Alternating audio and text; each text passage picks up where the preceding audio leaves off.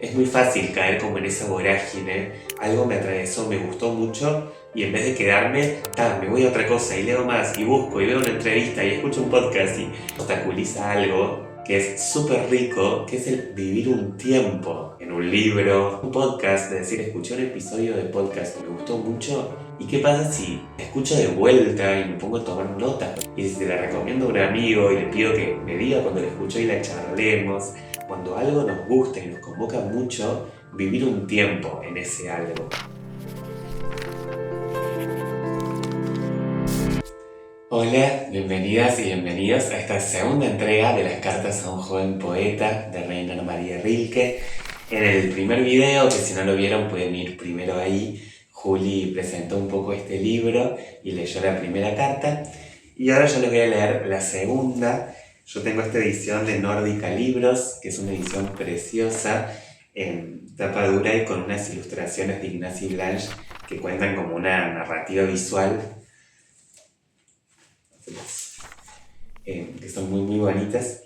Y bueno, así como Juli contaba cómo llegó el libro de ella, a mí me pasa que lo tenía en algún lugar de mi mente, en algún taller había leído algún extracto hace mucho tiempo y lo vi en la feria como esta edición a buen precio, me gustó mucho la edición y dije me lo llevo y estuvo mucho tiempo ahí sin ser leído. Y luego hace un tiempo cuando Juli me contó que lo había que lo había empezado a leer y que estaba fascinada, yo dije, che, yo también lo tengo.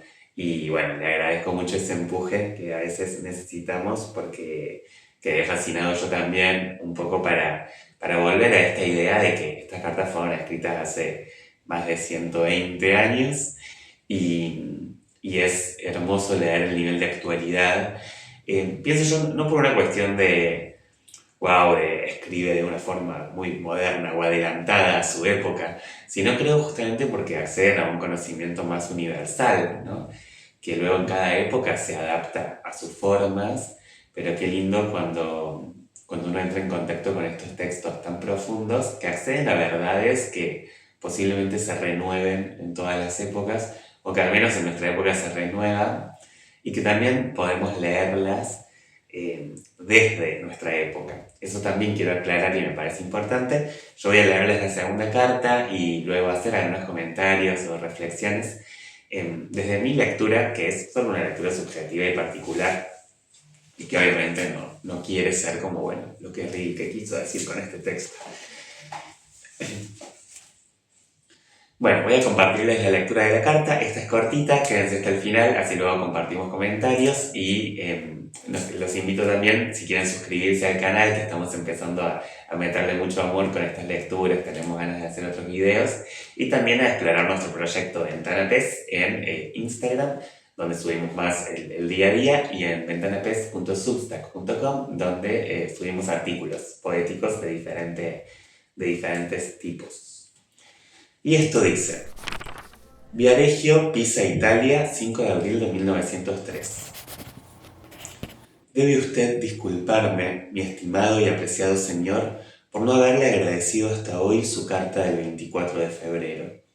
He estado mal todo este tiempo, no precisamente enfermo, sino preso de un abatimiento similar al de una gripe, que me ha incapacitado para todo. Y finalmente, como la cosa no parecía querer cambiar, he viajado hasta este mar del sur, cuya acción benéfica ya me ayudó en una ocasión. Pero aún no estoy bien, me cuesta trabajo escribir y por ello debe usted tomar estas pocas líneas como si fueran muchas más.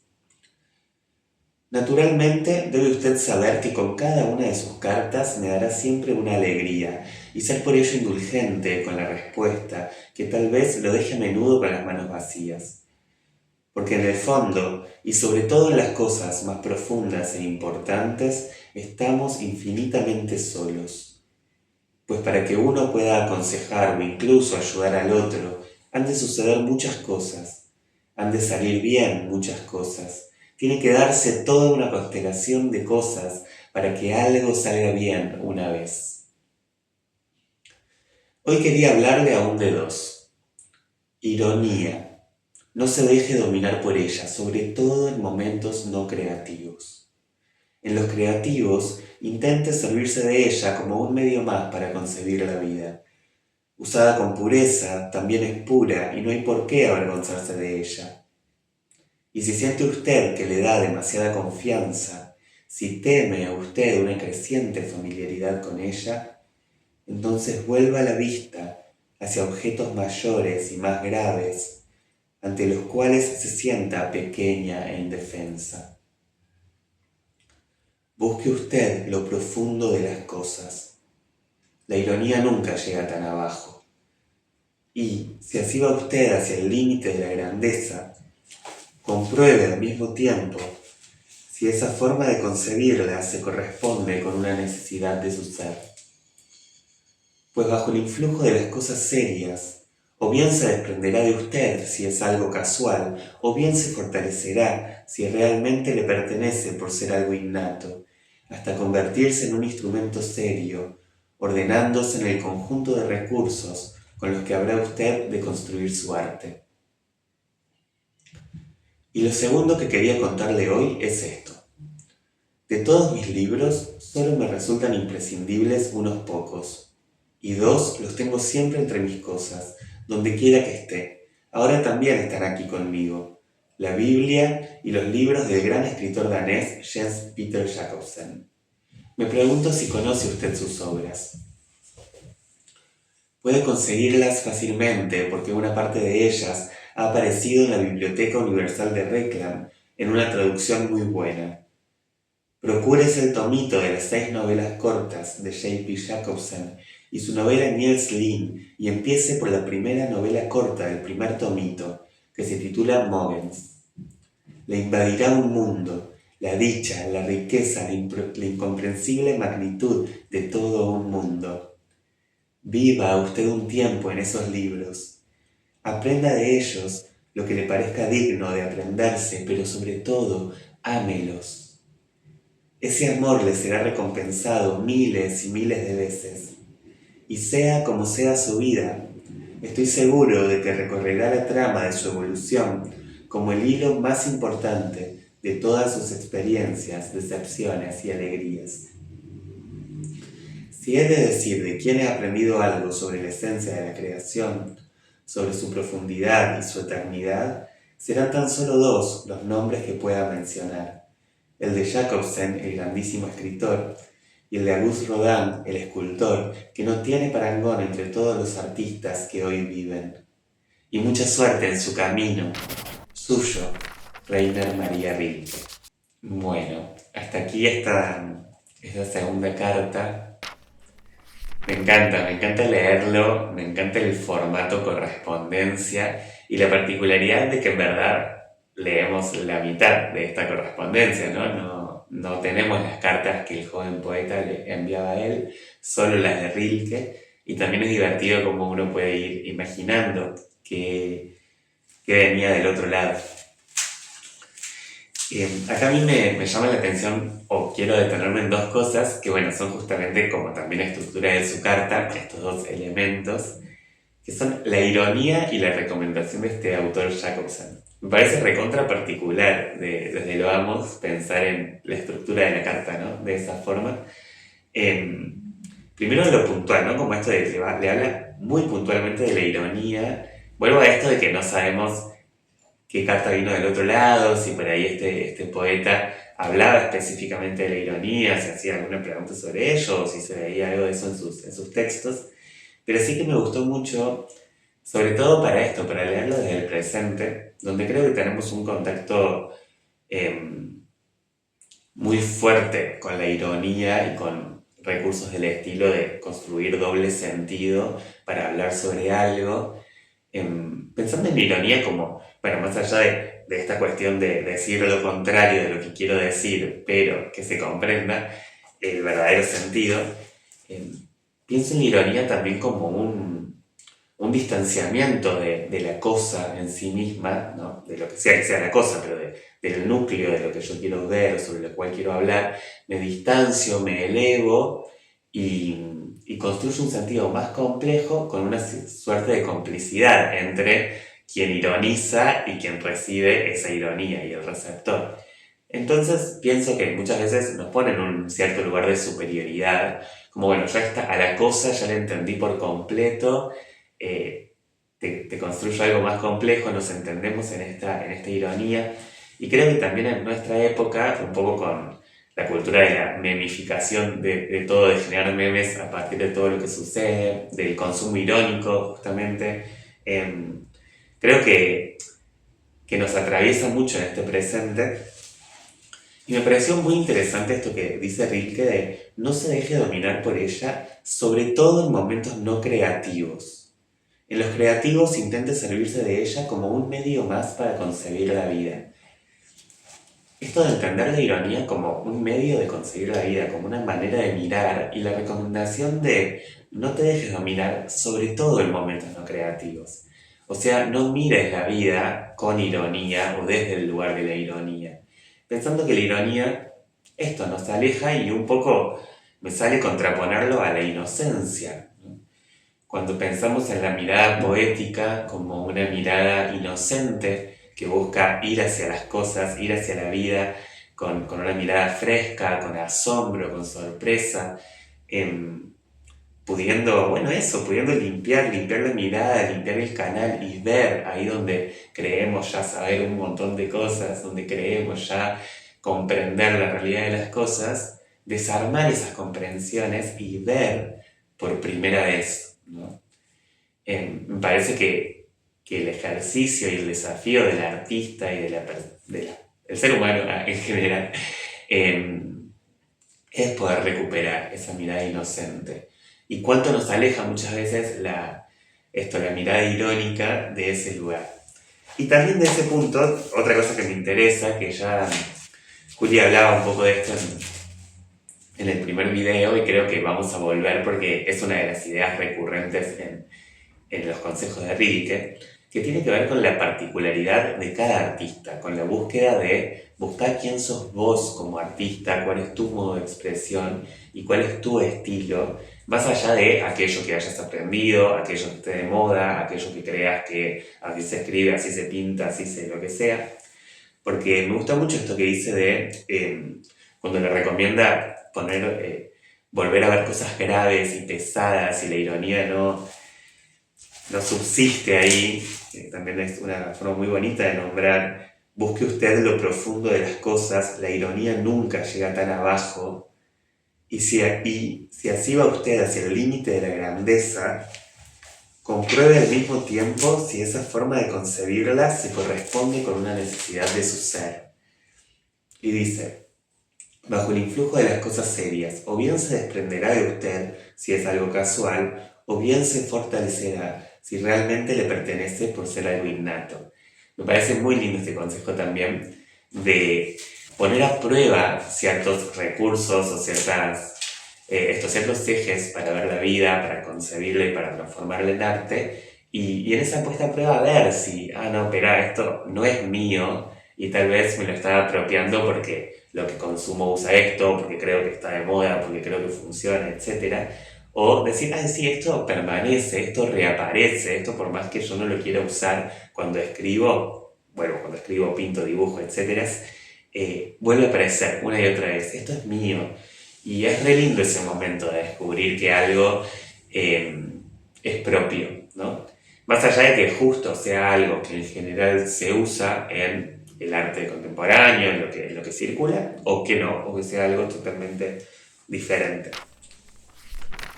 Y luego viene esta recomendación muy apasionada de Jens Peter Jacobsen, a quien yo no conozco, no he buscado nada de él. Dan ganas porque también eso es muy, muy bonito, como en tan pocas líneas se puede contagiar la pasión. O sea, yo leo acá un Rilke como muy apasionado, que es como, sea como sea, lee a esta persona. Y siempre es muy lindo contagiar pasiones. Pero más allá de eso, de la recomendación particular de este autor, a mí lo que me gustó mucho es esta idea de, él dice, cuando le recomienda leer, empezar por la primera novela, dice, le invadirá un mundo, la dicha, la riqueza, la incomprensible magnitud de todo un mundo. Viva usted un tiempo en esos libros. Aprenda de ellos lo que le parezca digno de aprenderse, pero sobre todo, ámelos. Ese amor le será recompensado miles y miles de veces. Esta idea de vivir un tiempo en aquello que es bello, en aquello que te convoca, que te gusta, en aquello de lo cual crees que vas a aprender. Vivir un tiempo en esos libros. Me encanta ese consejo y creo que también necesitamos mucho ese consejo en el presente, porque en esta época en la cual tenemos una disponibilidad infinita de acceder a todo, creo que siempre habrá sido una pulsión humana esto de cuando uno se apasiona con algo, se divierte, se entusiasma, la pulsión de ir a explorar y buscar más y más y más, como yo le destacaba y decir, uy, Jacobsen, a ver quién es, tengo que leer esa novelita corta, y después capaz en el prólogo de esa novela habla de otra cosa, y voy. Me imagino que eso existió siempre, pero también en nuestra época, que es tan sencillo el acceso y tan fragmentado también el contenido, es muy fácil caer como en esa vorágine de algo me atravesó, me gustó mucho, y en vez de quedarme, me voy a otra cosa y leo más y busco y veo una entrevista y escucho un podcast y cuando me doy cuenta, por ahí en un día me escuché 3 episodios de podcast, me leí 5 textos diferentes, como esta cosa muy fragmentada, que está buenísima, digo que para mí enriquece mucho una cierta visión panorámica de muchas expresiones construyendo una misma realidad, pero también nos obstaculiza algo que es súper rico, que es el vivir un tiempo, ¿no? En un libro, en un autor, en una película, en un cineasta, de pronto ver varias cosas, en un podcast, de decir, escuché un episodio de podcast o una entrevista que me gustó mucho, ¿y qué pasa si la escucho de vuelta y me pongo a tomar notas con aquello que escucho? Y si se la recomiendo a un amigo y le pido que me diga cuando la escuchó y la charlemos. Digo, un ejercicio que creo que es muy contracultural en este momento histórico, que es cuando algo nos gusta y nos convoca mucho, vivir un tiempo en ese algo. Yo creo que ahí uno accede a otras capas de sentido, por el sentido que tiene la obra misma y por el ejercicio de pensar y pensar y pensar y poder como ir profundizando un poco a través de ese texto, esa entrevista, esa película, que al final siempre es la excusa o la puerta de entrada, ¿no? Yo es algo que intento hacer, me lo tengo que proponer muy a propósito porque me cuesta, pero por ejemplo acá con la revista Ventana Test, fue un gran ejercicio en el primer número de la revista, por ejemplo, encarar la nota de Yo soy un perfil de Ernesto Cardenal como poeta clásico, y era como una nota ambiciosa, o sea, la idea de que sea una nota como con mucho cuerpo, y fue hermoso ese proceso de yo ya teniendo a Cardenal como un poeta que me gusta mucho, de referencia, que lo habíamos trabajado en taller hacía poquito, pero de pronto proponerme, tengo que entrar a fondo, elegir obviamente parte de su obra, en ese caso yo trabajé con el Cántico Cósmico y solo con algunos cantos de ese libro, elegir alguno de esos cantos, buscar un par de entrevistas, imprimir todo eso, leerlo de vuelta, marcarlo, hacerme preguntas, ir a buscar cómo en su poesía se respondía a esas preguntas, y un proceso re largo, empezar a escribir, volver a leer, volver a escribir, que a mí en lo particular me encanta porque me hizo poder entrar de una forma súper distinta a la que normalmente entro cuando leo cosas todo el tiempo diferentes entre sí. Así que les dejo esa propuesta de pensar con qué están fascinados ahora, si hace poquito leyeron un libro, un autor, escucharon una entrevista, vieron una película que les fascinó, proponerles vivir un tiempo en aquello que les fascinó. Y también invitarlos a contarnos acá en los comentarios cómo se llevan con esto, cómo se llevan con el abanico de consumir todo el tiempo cosas diferentes o de entrar y medio obsesionarse con algo. Si se reconocen en algo de esto que estuve compartiendo y si la carta de Rilke les hizo pensar en otras cosas, qué cosas les llamó la atención, nos encantaría. Como decía Juli en el anterior video, nos encantaría como armar un poco de conversación dentro de lo que permite el entorno digital a través de estos videos, que nos comenten, que charlemos. Seguiremos subiendo las próximas cartas y los invitamos nuevamente a suscribirse en ventanapes.substack.com, donde escribimos artículos con un poquito más de frecuencia, y a seguirnos por acá por YouTube, en Instagram, para estar ahí al tanto del proyecto. El año pasado, como digo, lanzamos el primer número de la revista digital Ventana Pes, que tiene como tema el origen y lo pueden descargar de forma gratuita. Le dejamos el link en la descripción. Y este año va a salir el segundo número. Así que bueno, estamos con muchas ganas de hacer cosas. Los invitamos a acompañarnos. Nos vemos en la próxima lectura.